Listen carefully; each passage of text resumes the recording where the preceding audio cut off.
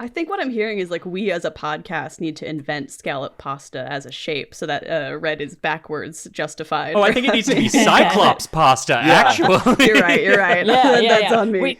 We invent Cyclops pasta that looks more like a Cyclops. We add a More nose like in a the Cyclops. middle. You have to have like a sprig of some herb jammed through the eye socket, so it's like Odyssean pasta. Pasta al nobody. Pasta al Nemo! Pasta al Nemo! Yeah! That's it! We have it! Writes itself.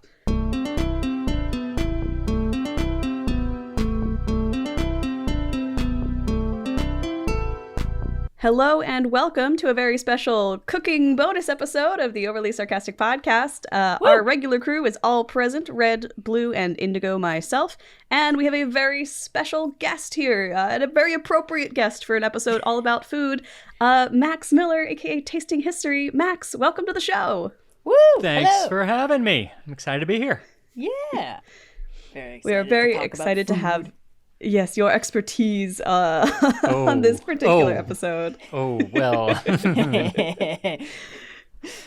But before we get into some questions from our lovely listeners, all about the things we like to eat and make to eat and acquire to eat and all those various things, I thought it'd be fun to go around.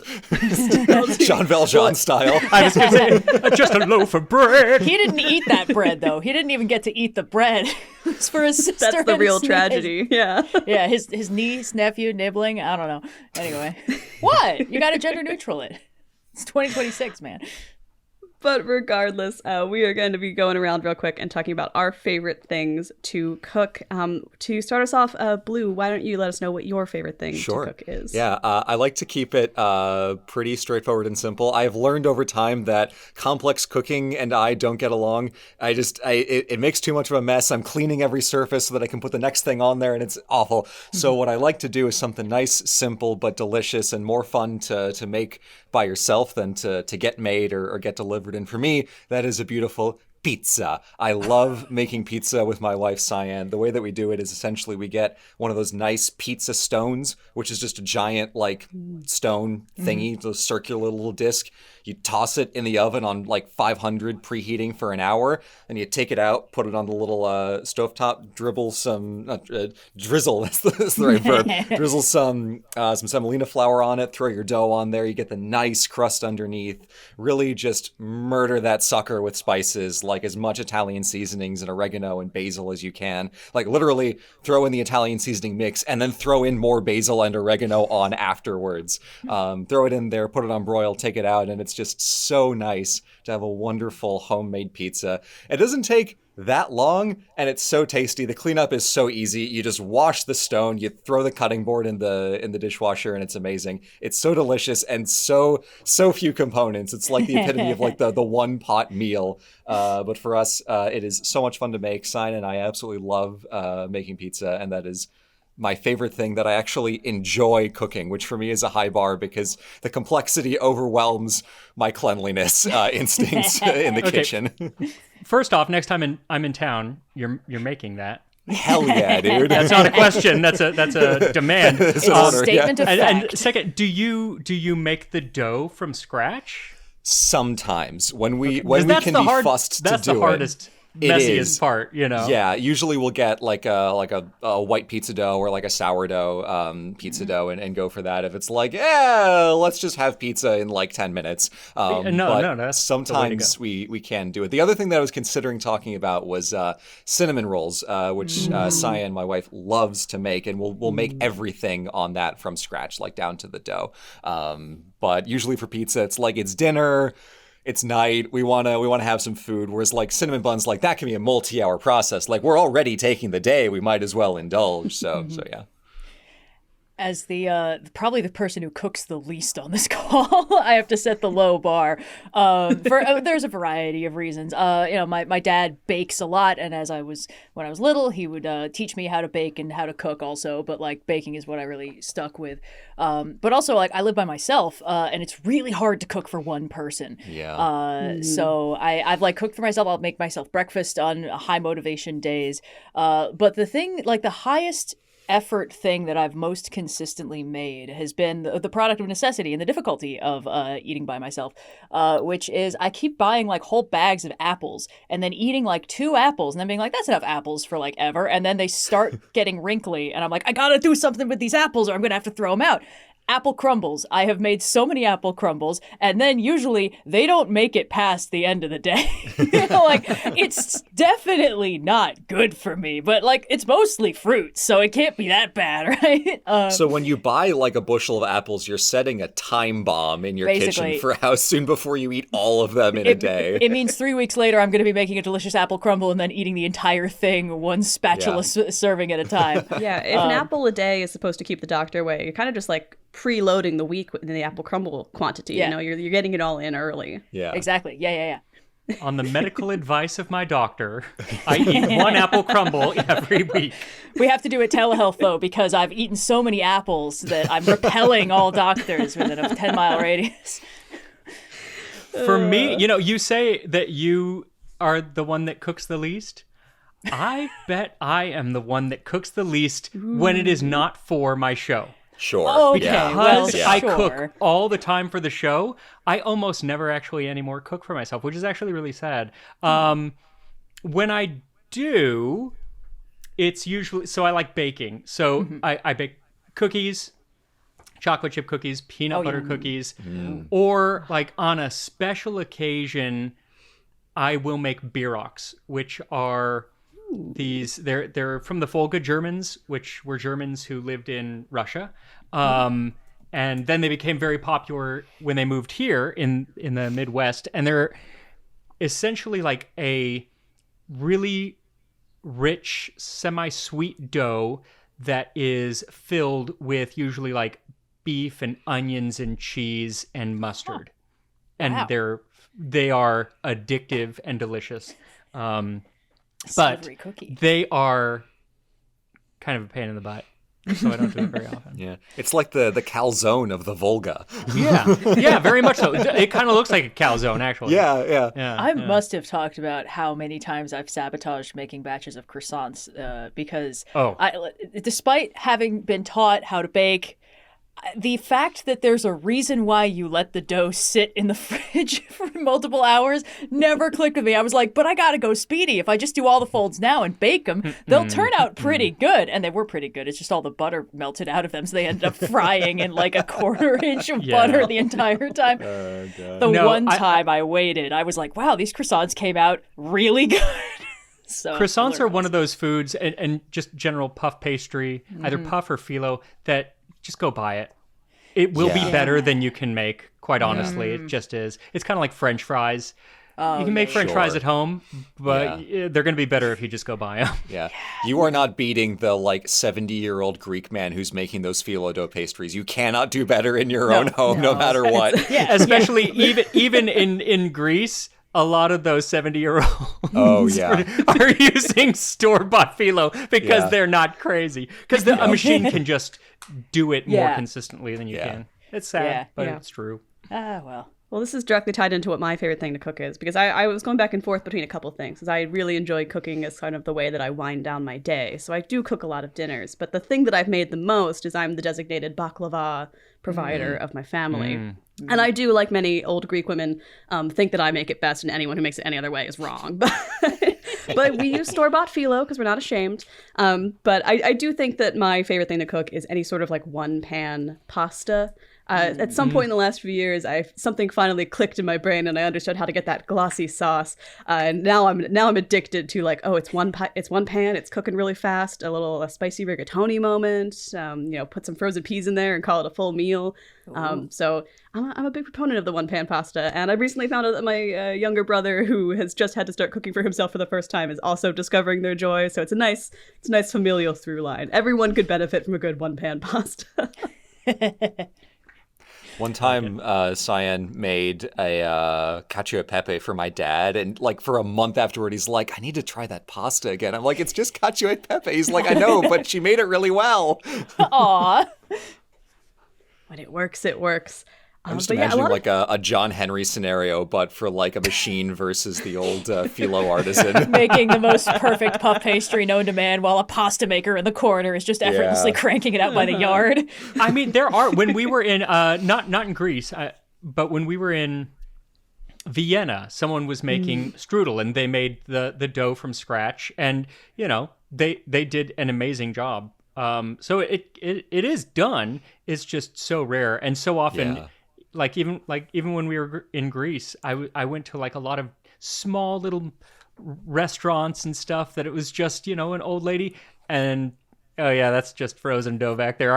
You're using frozen dough. I see. And it's because yes, they can make it, but not at the scale that they need. Certainly. They would spend For sure, all yeah. day making that dough. Yeah. So I get it. Yeah, and I feel like there's not a lot of like textural or flavor changes from making it homemade versus just using the No. store-bought too, in the way that like it's- puff well, that's pastry just can have some harder. variants in it. That's It's the just harder. thing. You can't taste or feel the difference. And so it's like, I mean, like when my parents would make pie dough for stuff, usually they'd like make enough for 2 pies and then they just freeze half of it for potentially months. And like that next pie that got made didn't taste any different than the first one. It's not like it's bad for it. yeah. Yeah.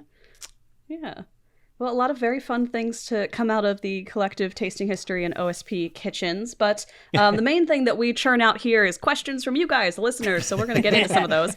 And this first Which one we comes also from buy from the store. also, if you can't get questions made homemade, store-bought is fine. Yeah. Our first question actually comes from one of our lovely patrons. If you'd like to support the podcast for the channel, consider becoming a patron for a chance to have your question read first on a future episode. This one comes from Neuro Smorgasbord. To all, if you could only eat one food for the rest of your life, which one would it be and why? Oh no.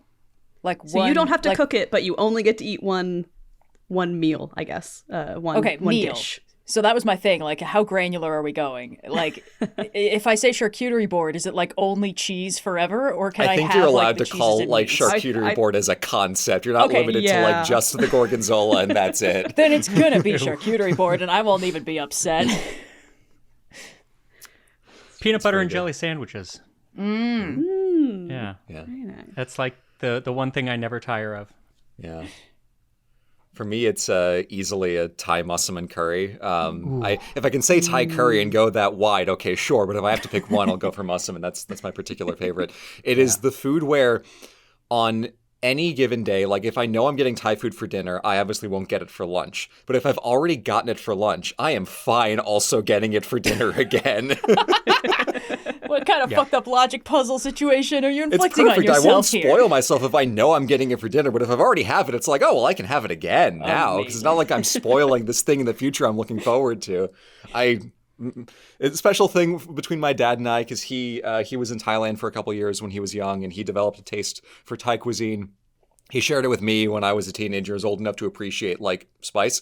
When I upgraded from like chicken tenders, and it's a very tasty thing. It's also like a little family thing. So as tasty as it is, it's also like, yeah, this is the food that my dad also likes. Aw. And it's very, very spiced and flavorful. So I will never tire of it. It is super spiced, but it's usually not that hot, which which is why I like not always. massaman. It's like, I mean, you can make it hot, but usually it is one of the lesser hots but it's still like packed with spices and flavor. Yeah. It's my favorite curry too. Yeah. Nice. I'm with you. All right, you I can have to go make for that just, like- instead of the pizza next time. I visit. Oh, I you can't guys make could it. I'll double take you to the up. place nearby. all That's right, good. that's Yeah. fine. That's fine. We need a 3-course meal with the pizza and the Thai massaman curry. Yes, yes. Yeah. If you eat the PB&J for curry, then dessert. you have pizza in the middle. You can have curry again at the end of the day. Yeah, It's because sort of- then Exactly. you just have to have a break in the middle. I think for my part, I'd be like a classic American diner breakfast, some sort of breakfast potato, egg, bacon or sausage or something. Just very, that plate I could eat ad infinitum every single day, no problem. That's probably then the they'd be smarter the- choice than my charcuterie approach. And yet, Well, I think we I have understand my similar decision. ideas of like, we've got to get Yeah. multiple kinds of food items on one plate. What's the plate look like? It's just that yours is a large wooden board and mine is some sort of circle. Circle mine versus is rectangle meat, approach cheese, to grazing. fruits. You and can do so toast. many variations on a charcuterie board. I think saying Yeah. charcuterie, it opens up a world. Yeah, sometimes there's like a little bunch of grapes on there. Sometimes there's little Oh. toasty things. Yeah. Yeah, Oh, I love the little toasty things. On a the little charcuterie. toasties. They never give you enough toasties, though. You know, they're always like a decorative little spread of 3 toasties, and then the rest of the plate is just piled with cheese. And I'm like, sir, what do you expect me to do with this?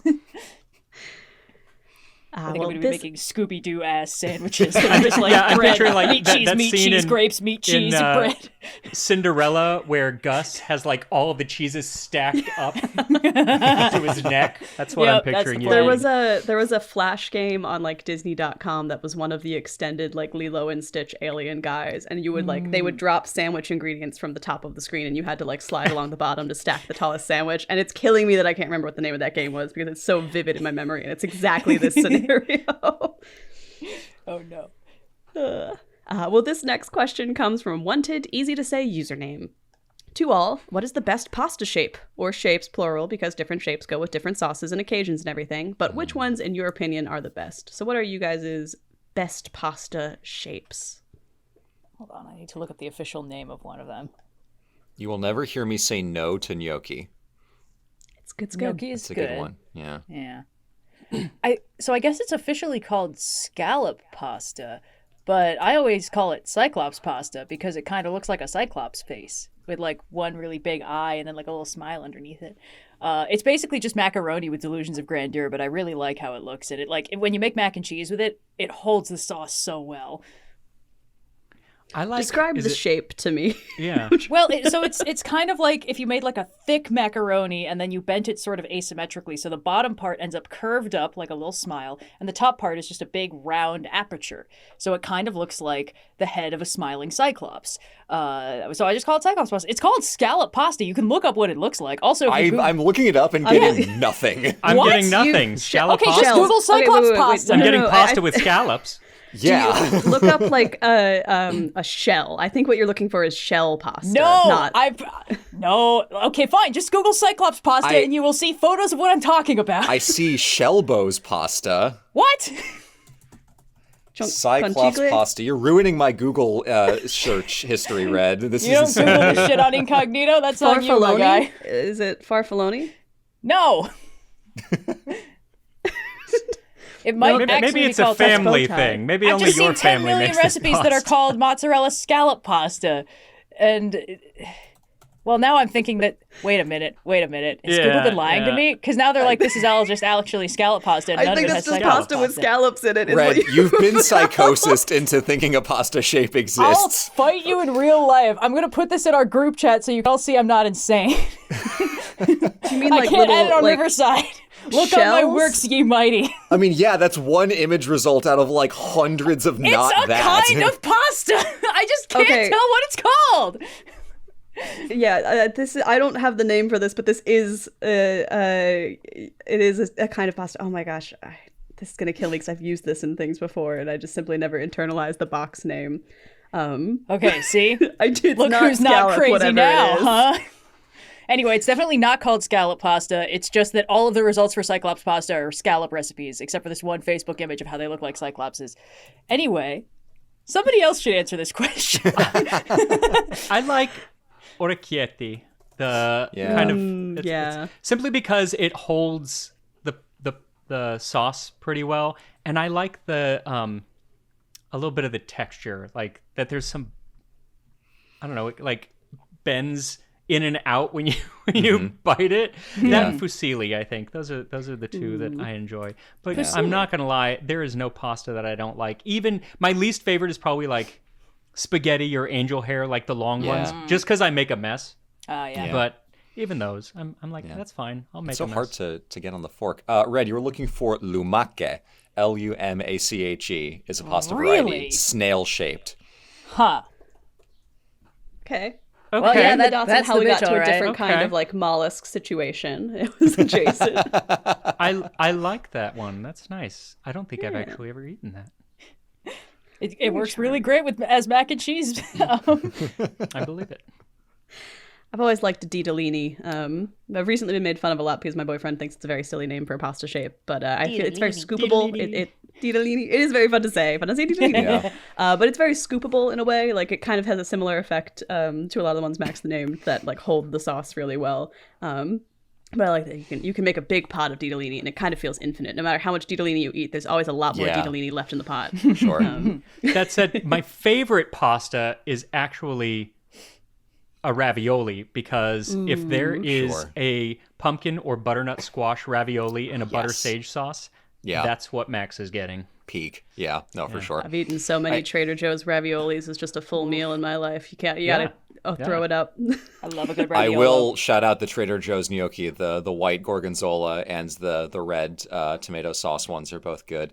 The thing with like the legitimately insane variety of pasta shapes on display. It's obviously, crazy. Italy's a big country, big culture of food that is hyper specified by one town to the next.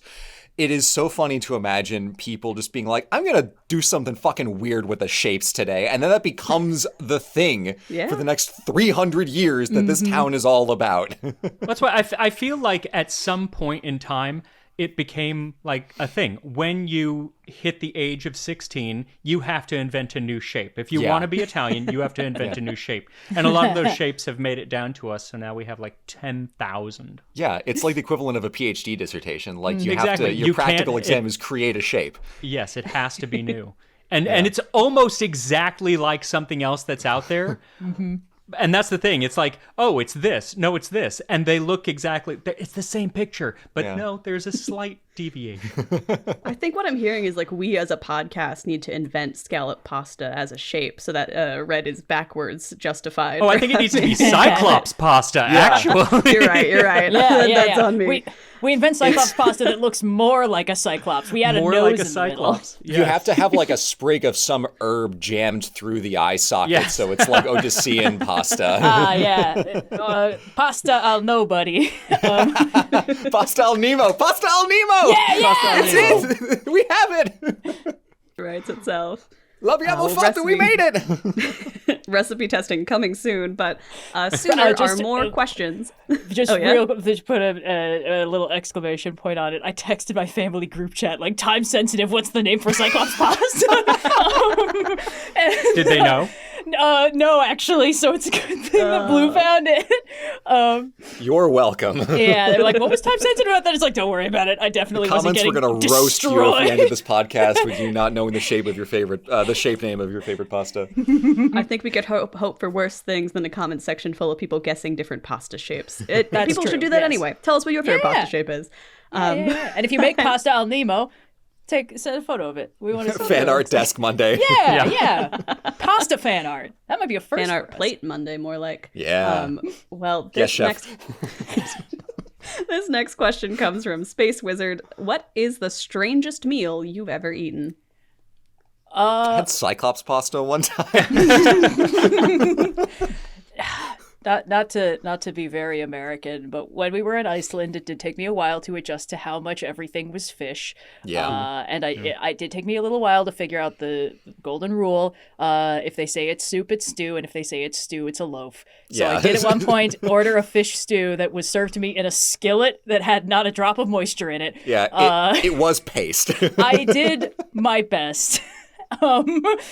But that probably takes the cake currently. It was the furthest from what I thought I was ordering. Yeah. I think for me it was and now I was young. I was like 12 years old and not super adventurous. And I was in the Philippines staying with a family, and they took us to this place where they did a whole pig, which was fantastic. Wow. But the nose was sliced off like before it was fully cooked. And we ate some of that. And that was an interesting texture that I remember not enjoying. Also, I was just in Jordan and had a very interesting meal, mansaf, which is the first time I've ever had lamb brains and lamb tongue, but it was like pulled straight from the head, so you could very much see where it was coming from. Interesting. And I was like, and you just eat it? And he's like, yes, you have to because you're the host, and it's rude if you don't. And so I was like, all right, here we go, digging in. It's possible you were being punked, but that's what I thought. No, but it was like in a group because I was leading a group, so there were like 40, people there all watching. So you and really I was like, had to like. I have to do this, Yeah. and I'm a big. The thing is, I'm a big texture. Yep. Sure. Thing. If the texture is not my bag, I have trouble hiding my reaction on my face. And so the brains, especially, it was like, oh, Sure. it's so soft. Yeah. Because the flavor is fine. It doesn't really have a flavor, but so soft. Beef tongue is pretty common in like Jewish deli and stuff like that. So I've eaten it a lot. But one year my mom got beef tongue that had not yet been sliced, and she was like, "I think next time we'll just wait for the because it's too much clearly part of a body before it's been turned into lunch meat." Well, and you have to strip off the taste buds. Yeah. Did you have to do that? I'm not sure she did that because I remember there being a certain taste bud like texture that I was rather not fond of. Because I was like, I know it's dead, but I can't shake the feeling that my sandwich is also tasting me. Yeah. No, in a similar vein, when I was in China, I had a couple meals where like I would eat like coagulated blood would be an ingredient in some soup, and like that's texturally not my favorite, but like taste wise is fine. I don't know that I would say it's the weirdest meal though, just because like it was very normal circumstances I was eating it under. It's just that it's not part of a cuisine I was used to necessarily. So I think the weirdest meal experience for me was when I had to sit alone in a parking lot and try and eat New England style clam chowder with a fork out of a little to-go cup because I misunderstood the timing of a ferry and all of my friends had already left. So it's just and you misunderstood the concept of soup, it seems. There was a very quick moving and I assumed that she was having a very bad day woman who had sold me the clam chowder, and I did not have the courage to go back to her little booth and ask for a spoon instead of a little to-go plastic fork. So I figured, hey, it's a pretty chunky soup, we're gonna just make the best of it. I guess the good news is you can just kind of drink soup in a pinch. Yeah, that was the real coup. But I'm more of a Manhattan clam chowder girl, so it was really losing on all fronts. Really? Oh, there's a first I don't think for I've ever everything. heard I've never somebody. met anyone. Yeah. I know I'm the outlier. There was a clam chowder exclusive establishment at the Jersey Shore my family frequented for years, and we always had to get one quart of Manhattan style just for me. And I'm willing to hold it down. It just means there's more tomato and clams where that came from. Yeah. I'm struggling to think of the weirdest meal I've had. What I'm coming up with instead is various times going to Greece with my mom for summers to visit family. And we'd get like a whole fried fish branzino, delicious. I developed a taste for it at a young age. My mom would always eat the head of the fish, including the eyeballs, because that's how she grew up doing it on the island. So I don't think I ever tried it, or if I did, I repressed it. But the thought of like eating the fish head, like all parts included, was like, no, I might rather die. There's a lot the of first foods time where I'm I like, ever did just that don't... was in Greece too. Oh. And I ended up like loving it. I was at first I was like, maybe I gotta this try is it. different, and then Maybe I gotta get over myself. There's a lot of foods where I'm like, if you don't tell me what this is, I'll probably have a nice time with it. But Sure. once I start overthinking it, I won't be able to stop myself. So Yes, very much so. But a lot of interesting culinary adventures out there. This next question comes from Death Ray Man to all. What is your most disastrous cooking incident? Mine would probably be somehow managing to put in simultaneously too much and too little water when making rice, making it soft and a bit mushy in one bite. And during the same bite, it became unbearably crunchy. So what is our greatest cooking mishaps?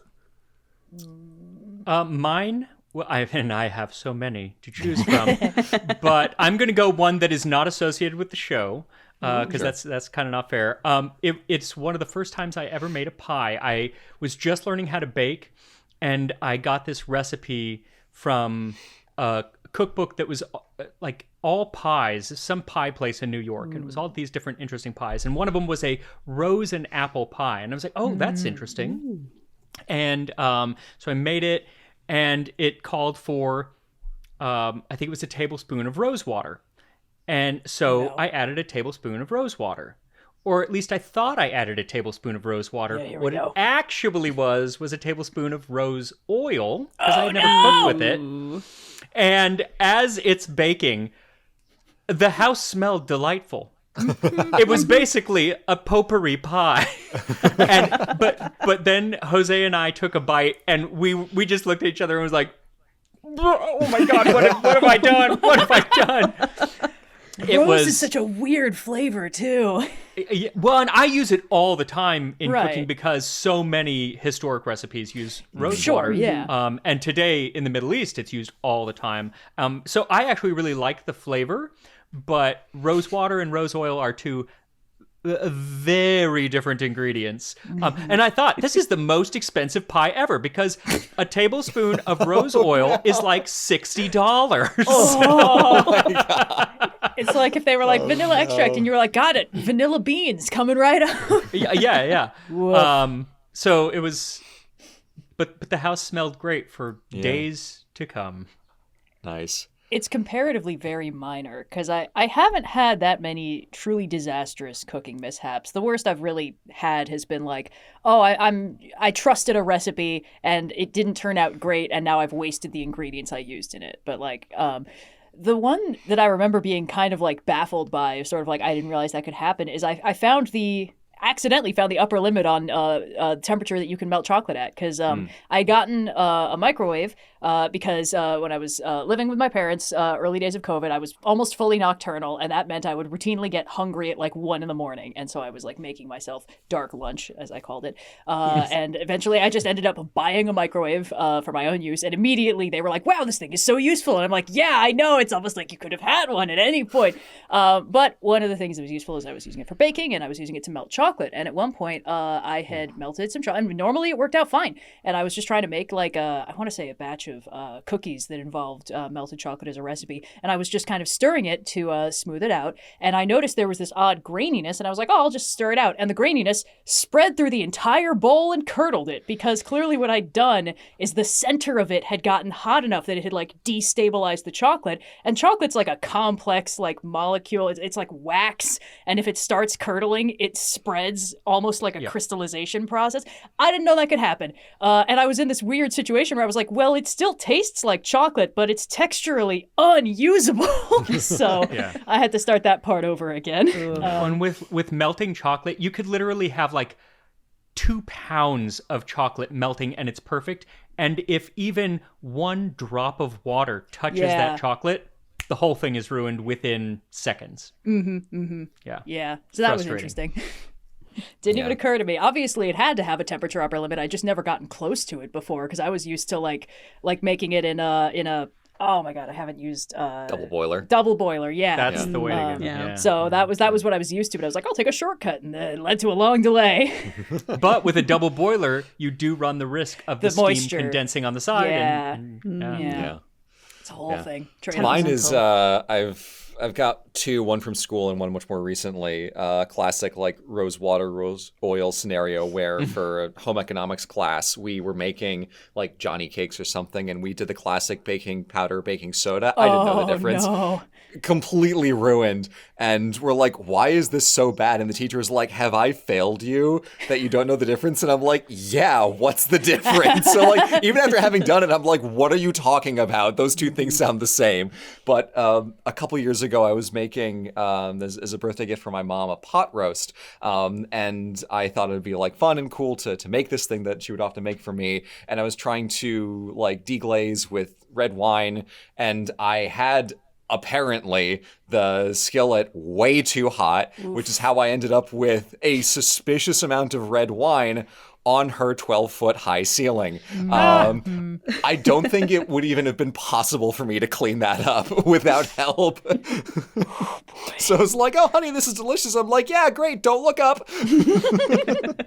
It's the most sitcom ass situation. Apparently, it tasted great, but yeah, that was the collateral damage. This is why I like pizza instead.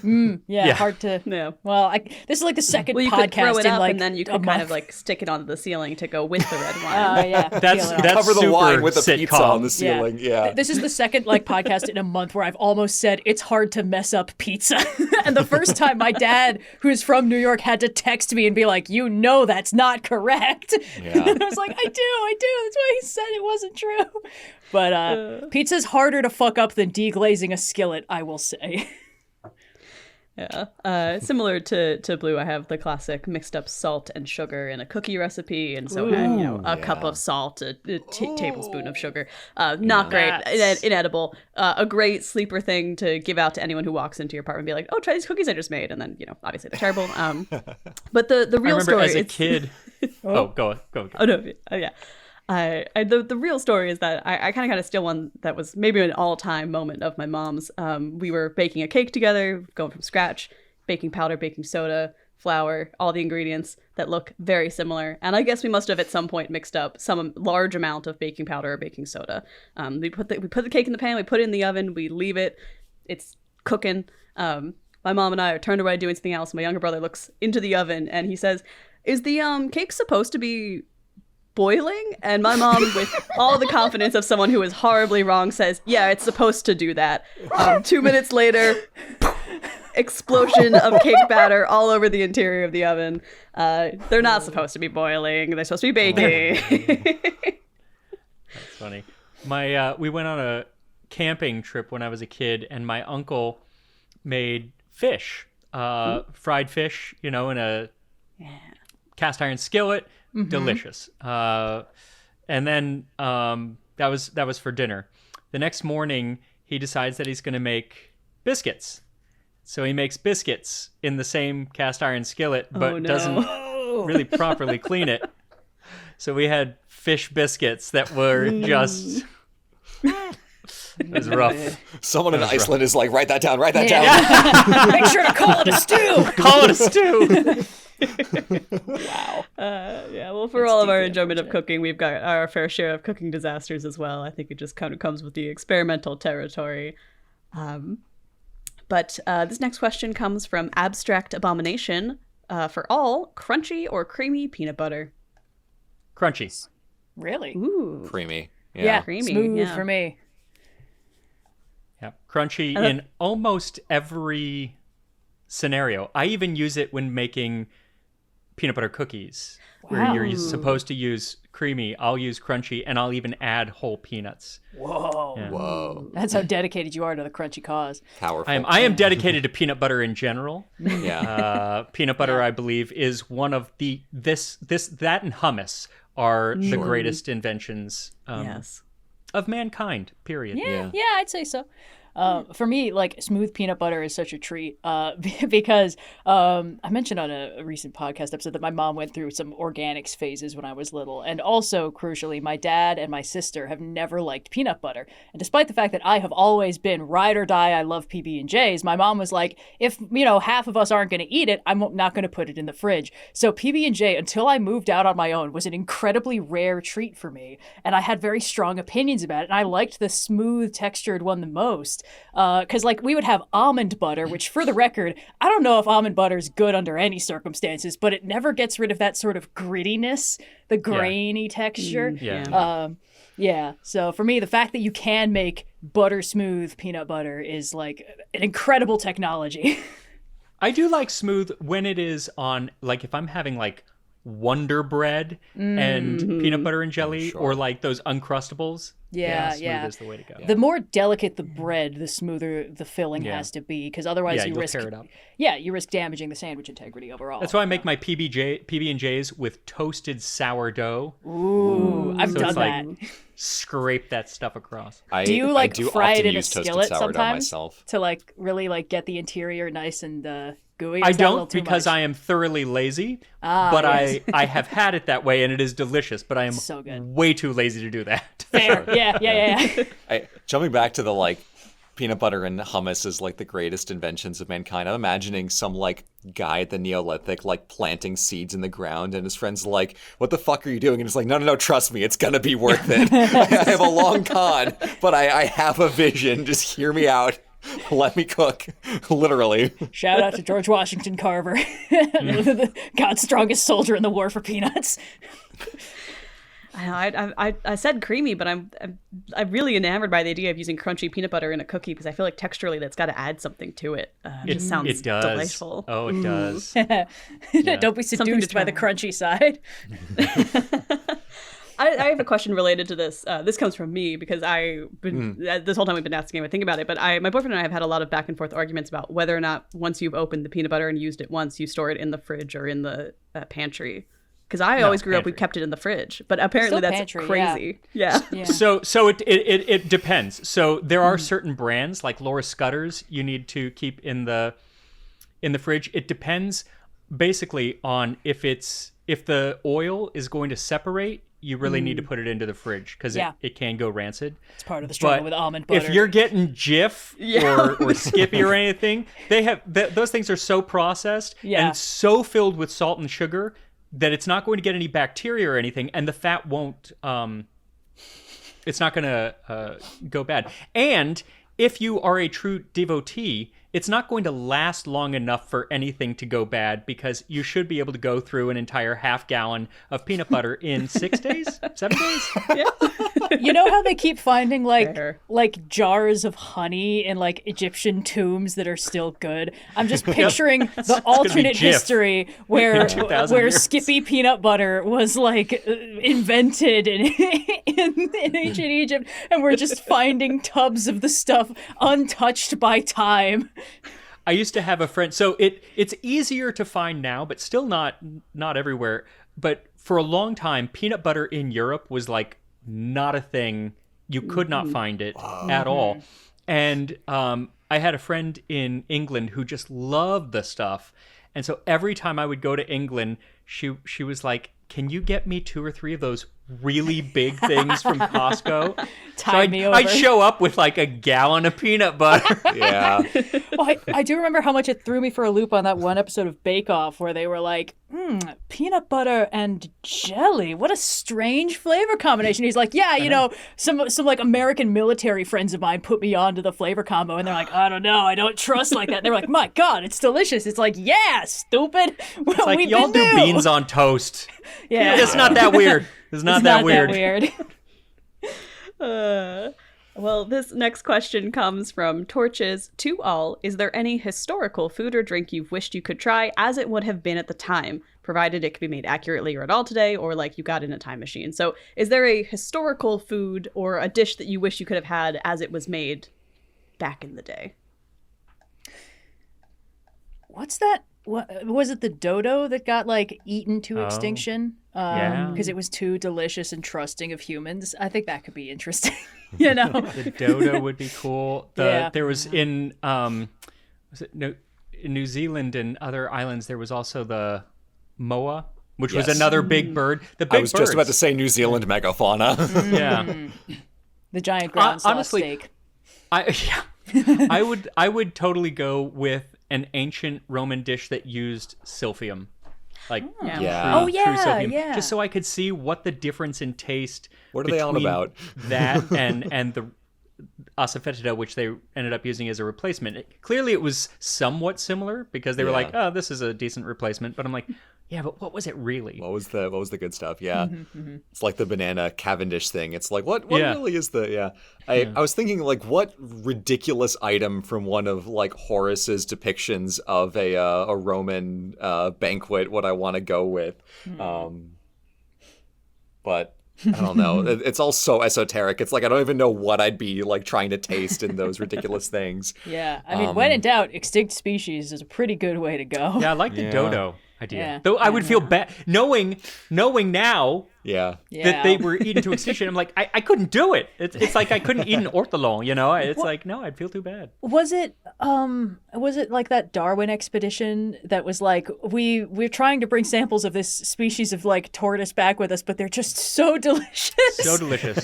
We just keep eating them. So I'm imagining like, don't worry, we'll rescue like two, we'll go in our time machine, we'll rescue 2 dodos, and then once we have like eggs, we'll eat one of them, and then you eat one and you're like, oh, that was really good though. I don't know. That other dodo's looking pretty tasty. It's not to eat, but I'd love to like see play out in front of me the whole process of trying to bring pineapples back to Europe, because they like cultivated them in the Americans. It's like, oh my god, this is delicious, and they like bring them back to like plant and grow in Europe, and like the climate's wrong, so it doesn't work. It's like, how did you acquire inert pineapples, you morons? How did you? So it's like 200 years of them trying to cultivate it and failing until they figured out how to make greenhouses correctly. I would love to see that play out. Like, these kings are all excited, like, oh, I'm finally going to taste this pineapple shit, and it never works. I wonder if at that point you just like, you forage a pineapple, you know, you get like a much more normal fruit, you like cut it up real nice, you put like a syrup on it. How are they going to tell you it's not real pineapple? They don't fucking know. They've never seen one. You take a pine cone and you stick a bunch of little apple pieces around it. Pineapple. Exactly. You cut up a grapefruit real weird, and they'll be like, this could be pineapple. It's not so much the food itself for this one, but the experience of having it. Max, one of your videos was on the Byzantine honey fritters, which is like direct ancestor of modern Greek loukoumades. I'm sure that the taste is pretty fundamentally similar. It's just the various spices that you would put on it. But like the experience of just like walking up to some vendor in Constantinople, getting a little basket of them, and just like going into one of the forums and just snacking on it before going to watch a chariot race. Like, oh my god, loukoumades in Constantinople, my poor soul. Would that I could experience that. Yeah, I feel like in a similar vein to the pineapple conversation, I think going for some sort of extinct varietal of fruit, like there's so many different kinds of apples, you know, there's got to be some that have just, they've fallen out of fashion, and so we've sort of lost them to time. I'd love to just go be like, all right, let's go back 200 years or something and just start picking apples and see what they taste like relative to the modern ones. For sure. Well, this next question comes from Senator Muskmelon to everyone. You get to make your ideal sandwich with no ingredient too expensive. What do you make? I think we might know Max's answer. But Peanut butter and dodo. Peanut butter ain't that expensive. Peanut butter and dodo. You slice roasted dodo. I mean, a fried chicken sandwich is good. I bet a fried dodo sandwich would be even better. And that's rough, because I'm not going to lie. I have very plebeian tastes when it comes to a lot of foods. Whenever I have like something that's really expensive, I'm like, okay. That's fine. Yeah. You know what? Did it need to be that expensive? It didn't need to be that expensive. Like caviar, I'm like, okay, I can see why people like this, but not for the price that it's at. No. But you know what? There is one ingredient where it's like, oh, okay, and that's Kobe beef. Ooh. True Kobe beef. It's like, okay, I can see why that's what that is. Unfortunately, it is worth the hype. Yeah.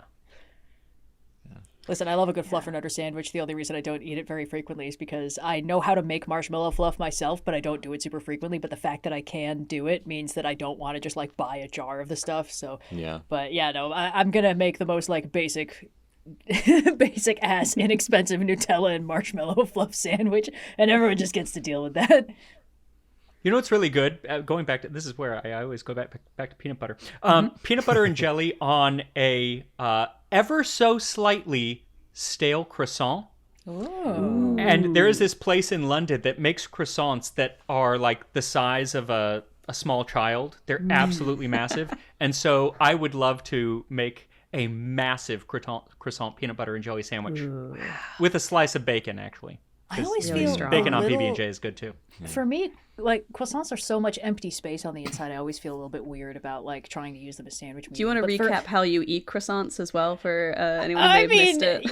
We don't need to get that much into it. Listen, the way that my dad makes croissants, they don't tend to have those big air pockets in them. It's more like, you know, laminated, like with butter in between, and with a very like solidly crusty outside. So I would like pop the ends off and put like butter in there or like jam, and I would like peel them up. I would sort of unroll them.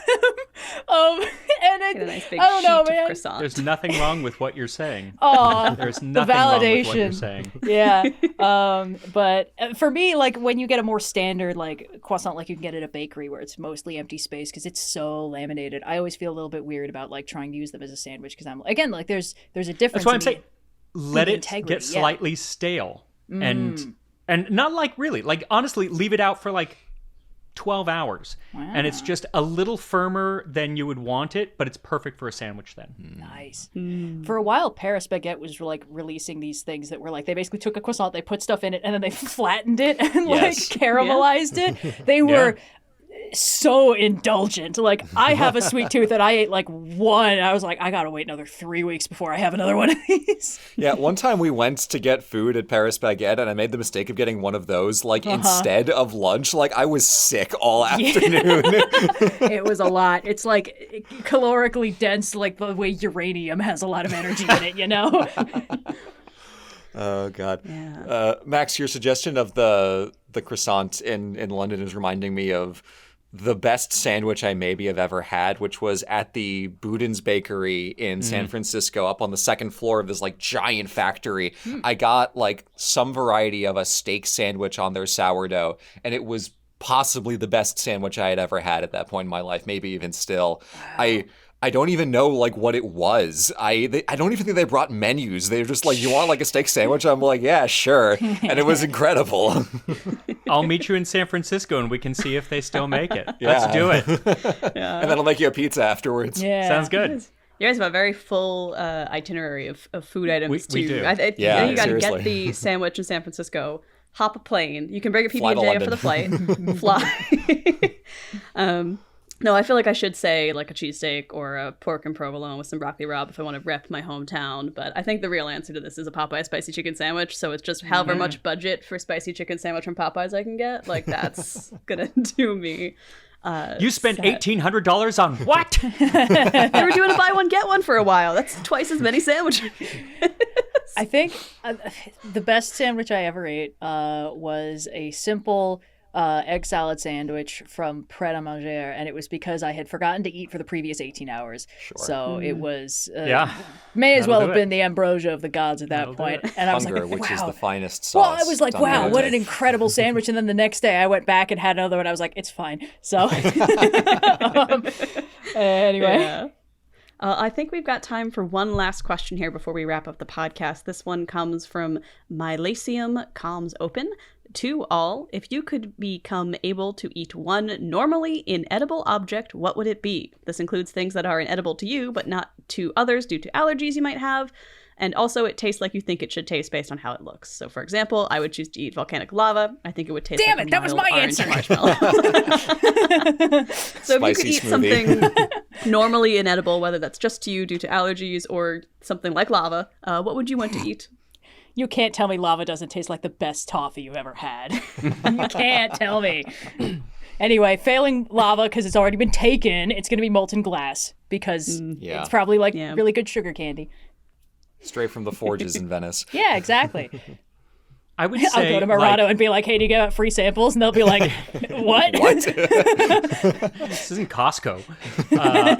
I would say like a really wonderful lacquered piece of mahogany. Like where it's really shiny and smooth. I'm like, It's a perfectly tempered like chocolate bar. Yeah. chocolate and caramelly. Delicious. Either that or any of the little pieces to almost any board game. I always want to put those things in my mouth, and I don't because it's socially unacceptable. But I'm Yes, like, of course. little metal hat from Monopoly. Delicious. I'm wondering, like, the molten stuff obviously is a winning formula. I'm thinking like molten bronze could be good, or like just freshly cast bronze. I don't know. This is something Greek in my blood that's like, it probably tastes really good. There's a part of me that thinks that if I could treat a box of crowns like they were kind of a box of chocolate and they each have like a slightly different flavor to them, that's really appealing to me. I feel like they'd have a nice snap. And I know I could probably eat a crown without getting sick because they're toys for children, but I still think that it would be nice if they had different flavors as well. So I think a box of flavored crowns, because then they're just gonna, one's red is cherry or something, maybe a different red is strawberry. I don't know. Blue raspberry. Options are endless. I mean, to be fair, many of us have tried eating crayons at some point in our lives. So. I'm sure younger Indigo did that very task as well. Especially when back they were in my scented. 20s and stuff. Yeah. Wouldn't do it now. Play-Doh always smelled really Play-Doh. good. I've definitely just Play-Doh. actually eaten Play-Doh. It just For sure. And that is edible. Hasn't Yeah. eaten Play-Doh. That yeah. is edible. Play-Doh it's- is edible. It's edible. It's not recommended. It's got But dough you in the can. name. It's not nutritionally complete. Yeah. The thing is, they know people are going to eat it, and For so sure. they have made it edible. Yes. I'm Yes. just thinking, do you guys remember the Dragonology book? Yes. It had these Yeah. little inlaid panels that were like, this is dragon scale texture. Oh, this yeah. there are some textures that I just find pleasing in an unidentifiable way, a vector that goes off into a dimension I can't perceive. It's like, I want to unidentifiable, untranslatable. I don't know what. I think eating those things would fix some part of me. Just like a really glittery substance, Now, this is validating me because the first thought I had was like marble. And it's kind of a similar thing of like, you see beautiful architecture. It's like, just one bite. Yeah. Or like a yeah. That's why the bowl Parthenon full of is not marbles. fully there anymore. It's just people coming and The taking a Venetians bite. didn't bites. blow it up. They just started eating it. Malcontents keep coming in and breaking off chunks like it's a gingerbread house. North wall of the Colosseum in Rome, eaten. Well, I think would eat anything to find out what it tastes like if given the option. But the one thing we cannot eat is this podcast because it exists only in audio, and as far as I know, you can't eat sound yet. But one thing you can do Could is take drink us it, out. maybe. You could This is Sound we moves through mediums. I'm kind of surprised that some of those weird like gastro scientist people haven't like pumped sound into a substance and then been like, it's been changed. We played Mozart into it. No, You were like- no, wait, hold on. Structure. Yeah. I received as a gift for a holiday Secret Santa a box of chocolates that advertised the fact that they infused certain frequencies into the chocolate for like purposes. The fucking crystal people got to chocolate. Yes. No! It didn't taste any different. It was just course it regular didn't. high quality chocolate. Yeah, but it's still chocolate, so... a We win-win. played Lacrimosa by regardless. Mozart into this one. Can you taste the difference? No! Get out! But I think that is the wrap on this podcast. Red, are you ready to take us out? I would also eat seashells if they were edible. Thank you all so much for listening to this fun and funky bonus episode of the Overly Sarcastic Podcast. We will be back in, I think, probably 1 week with a more standard episode. Until then, obviously, our channel is still there for the picking. And also, Max Miller's Tasting History channel. Go and watch everything on that and bake some of the recipes because it's awesome and fun. I made Sally Lund buns like 4 separate times, but because I kept Nice. eating them all in one sitting. So They're delicious. they are, yeah. Kind of hard to miss. I don't think we have anything particularly crazy to announce this time. So until next time, I have been Red. I've been Blue, and Max, thank you so much for joining us. Yeah. Thank you for having me. It's good to see y'all. It's been a while. Yeah. Always fun to catch up. And ketchup. Okay, bye. No, that's his podcast. We can't steal the branding. Thanks so much for listening to this week's cooking bonus episode of the Overly Sarcastic Podcast. Regular episodes will resume in 1 week, but if you miss us in the meantime, be sure to check out Overly Sarcastic Productions on YouTube. Got a question for the pod? Head over to Ask OSPod on Discord for a chance for your question to be featured in a future episode. If you enjoyed the show, please rate us and leave a review on your preferred podcast platform. And if you really enjoyed the show, consider becoming a patron for even more exclusive benefits, like access to the After Show, the show after the show, where we talk about things after the show. Thanks for listening.